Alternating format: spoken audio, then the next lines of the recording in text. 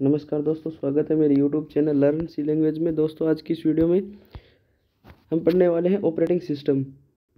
Diploma 4 semester का एक computer engineering का एक पूरा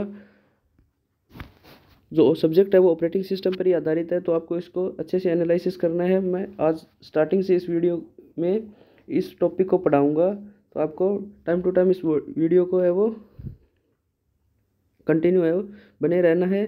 तो चलिए वीडियो को स्टार्ट करते हैं। फर्स्ट ऑफ ऑल चैनल पर नए चैनल को सब्सक्राइब कर देना, वीडियो को लाइक और शेयर करके हमें मोटिवेशन मिलता रहे। नेक्स्ट चलिए, ऑपरेटिंग सिस्टम कुछ विशेष प्रोग्रामों का ऐसा व्यवस्थित समूह होता है जो किसी कंप्यूटर के संपूर्ण क्रियाकलापों को नियंत्रित करता है। मतलब ऑपरेटिंग सिस्टम एक प्रोग्रामों का समूह होता है जो कंप्यूटर के सभी क्रियाकलापों को नियंत्रित करेगा।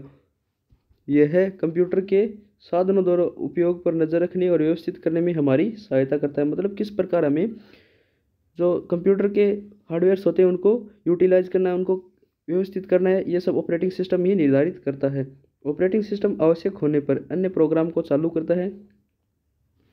मतलब यदि ऑपरेटिंग सिस्टम कोई हमें प्रोग्राम को यूज़ में लेना है तो ऑपरेटिंग सिस्टम ही हमें उसको यूज़ करने के लिए निर्देश देता है। ऑपरेटिंग सिस्टम आवश्यक होने पर प्रोग्राम को चालू करता है।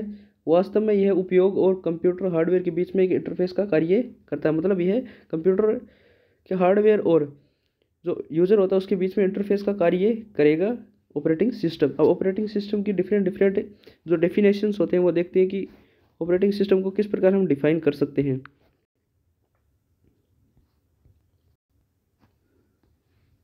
फर्स्ट डेफिनेशन, ऑपरेटिंग सिस्टम एक ऐसा सॉफ्टवेयर प्रोग्रामों का समूह होता है जो मानव एप्लीकेशन सॉफ्टवेयर और कंप्यूटर हार्डवेयर के बीच में संवाद स्थापित करता है। मतलब कि ऑपरेटिंग सिस्टम एक ऐसा प्रोग्रामों का सॉफ्टवेयर या उनका ग्रुप होता है जो हमें सॉफ्टवेयर तथा कंप्यूटर हार्डवेयर के बीच में संवाद स्थापित करना बताता है कि किस प्रकार यूजर है वो हार्डवेयर के साथ में इंटरेक्ट कर सकता है, उनको यूज़ में ले सकता है, यूटिलाइज कर सकता है।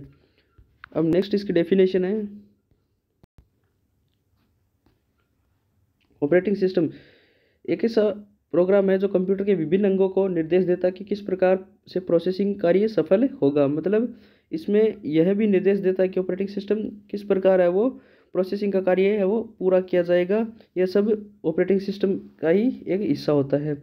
ऑपरेटिंग सिस्टम एक ऐसा सॉफ्टवेयर होता है जो यूज़र और कंप्यूटर की हार्डवेयर के बीच में इंटरफेस का कार्य करता है। मतलब यूज़र और कंप्यूटर के हार्डवेयर के बीच में इंटरफेस का कार्य ऑपरेटिंग सिस्टम ही करता है कि किस प्रकार यूज़र को हार्डवेयर को यूज़ में लेना है और अपना प्रोसेसिंग है उसको पूरा करवाना है, एग्जीक्यूट। अब इसका नेक्स्ट है ऑपरेटिंग सिस्टम के प्रमुख कार्य कि ऑपरेटिंग सिस्टम कौन कौन से कार्य है वो कर सकता है। फर्स्ट है इसका प्रोसेसिंग प्रबंधन। प्रोसेसिंग मैनेजमेंट क्या होता है देखिए, कंप्यूटर के सेंट्रल प्रोसेसिंग यूनिट के प्रबंधन का कार्य ऑपरेटिंग सिस्टम ही करता है।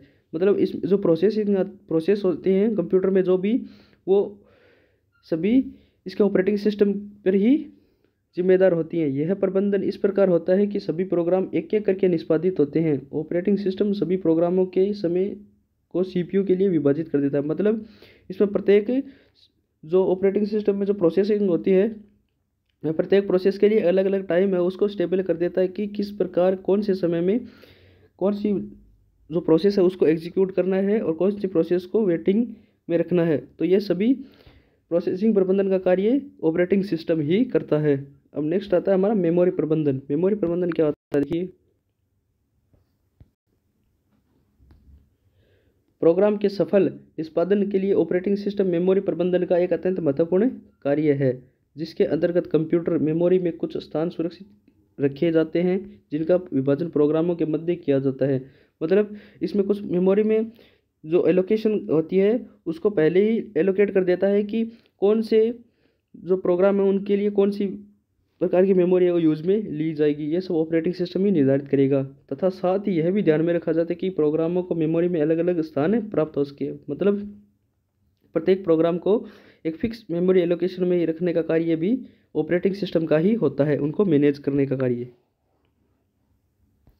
अब नेक्स्ट पॉइंट है हमारा, किसी भी प्रोग्राम को इनपुट एवं आउटपुट करते समय आंकड़ों एवं सूचनाओं को अपने निर्धारित समय में संग्रहित करने का कार्य भी ऑपरेटिंग सिस्टम ही करता है। मतलब इनपुट और आउटपुट जो भी प्रोसेसिंग होती है उनमें जो सूचनाएं का आदान प्रदान होता है यूजर और कंप्यूटर के हार्डवेयर के बीच में, उनको नियंत्रित करना और उनको संग्रहित करने का कार्य भी ऑपरेटिंग सिस्टम के द्वारा ही परफॉर्म किया जाता है।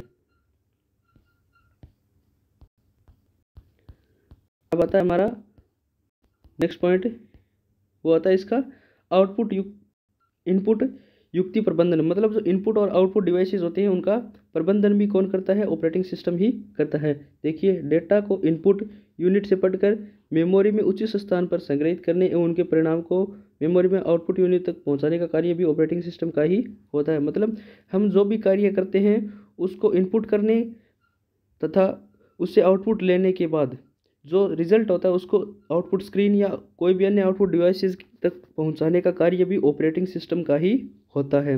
प्रोग्राम लिखते समय कंप्यूटर को केवल यह बताया जाता है कि हमें क्या इनपुट करना है और क्या आउटपुट लेना है, बाकी कार्य ऑपरेटिंग सिस्टम स्वयं ही करता है। मतलब कि जब हम कोई भी प्रोग्राम लिखते हैं तो हमें केवल यही बताना पड़ता है कि इनपुट क्या करना है और क्या आउटपुट लेना है, और बीच की जो सभी प्रोसेसिंग होती है उसके बाद में कंप्यूटर में वो सभी हमारा ऑपरेटिंग सिस्टम ही उसको मैनेज करता है कि किस प्रकार कौन सी प्रोसेस है वो कब एग्जीक्यूट की जानी है और यूज़र को किस प्रकार आउटपुट है वो प्रोवाइड किया जाना है। अब नेक्स्ट आता हमारा है फाइल प्रबंधन, फाइल मैनेजमेंट। तो ये देखिए, ऑपरेटिंग सिस्टम फाइलों को एक सुरक्षित या सुव्यवस्थित ढंग से किसी भी डायरेक्टरी में संग्रहित करने की सुविधा प्रदान करता है।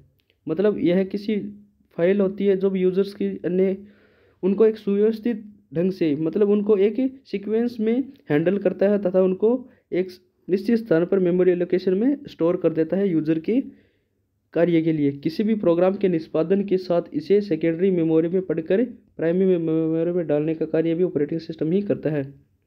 मतलब यदि हम कोई कार्य कर रहे हैं तो उसका जो एग्जीक्यूशन है या जो निष्पादन है उसके बाद में इसको सेकेंडरी मेमोरी से पढ़कर उसको रैम यानी प्राइमरी मेमोरी में डालने का कार्य भी ऑपरेटिंग सिस्टम ही करता है। अब हमारे नेक्स्ट पॉइंट है, ये मोस्ट फैक्ट है इसके, आपको अच्छे से पढ़ना है इसको। समस्त हार्डवेयर संसाधनों की क्षमता के पर्याप्त उपयोग को सुनिश्चित करने हेतु ऑपरेटिंग सिस्टम एक साधन प्रबंध युक्ति के कार्य करता है। मतलब इसमें जो कंप्यूटर के सभी हार्डवेयर होते हैं उसको किस प्रकार है वो यूज में लेना है प्रत्येक कंप्यूटर में, वो सभी ऑपरेटिंग सिस्टम ही निर्धारित करता है। नेक्स्ट पॉइंट, हार्डवेयर की क्षमता का समुचित उपयोग सुनिश्चित करना भी ऑपरेटिंग सिस्टम का ही कार्य होता है। मतलब कि कौन सा हार्डवेयर किस प्रकार कार्य करेगा और कौन सी गति तक कार्य करेगा, यह सब भी ऑपरेटिंग सिस्टम ही निर्धारित करता है। अब हमारा नेक्स्ट पॉइंट है इसका,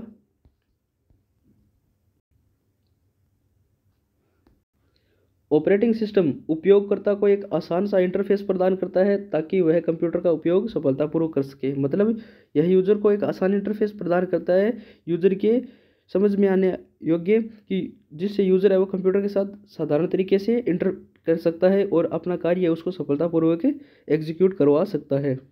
नेक्स्ट पॉइंट है, कंप्यूटर पर कार्य करने के लिए वाले उपयोगकर्ता का लेखा जोखा व्यवस्थित रखने का कार्य भी ऑपरेटिंग सिस्टम ही करता है एवं इस बात का ध्यान रखता है कि उपयोगकर्ता कितने समय के लिए कंप्यूटर पर कार्य किया है। मतलब हम जब कंप्यूटर में कोई भी एंट्री का कार्य करते हैं, डाटा एंट्री का, तो उसको ऑपरेट करने का कार्य भी ऑपरेटिंग सिस्टम ही करता है और यह भी ध्यान में रखता है कि कितने समय तक कंप्यूटर का वो यूज किया गया है, यूटिलाइजेशन किया गया है। ये सब बातें ऑपरेटिंग सिस्टम ही जानता है और ऑपरेटिंग सिस्टम ही इनका संचालन करता है। अब आते हैं हमारे ऑपरेटिंग सिस्टम के प्रकार, जो हम नेक्स्ट वीडियो में पढ़ने वाले हैं फुल एनालिसिस के साथ में। तो जो चैनल पर बने रहना। मिलते हैं कैसी नेक्स्ट वीडियो में एक नए टॉपिक के साथ में, तब तक के लिए bye bye, take care, thanks for watching this video, keep supporting us.